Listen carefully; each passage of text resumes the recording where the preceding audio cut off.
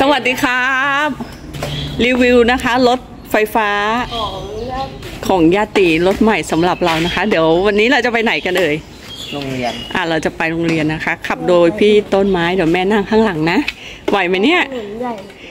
น้องตังเดี๋ยวไปซอยริมน้ำนะคะค่อยๆไปนะแม่ให้พี่ต้นขับนะคะเราจะไปกันแล้วนี่นะคะฝนออกตัวแรงนี่นะคะทางไปโรงเรียนพี่ต้นวันนี้เราไปเส้นหลังนะคะจะผ่านแม่น้ำยมด้วยค่ะ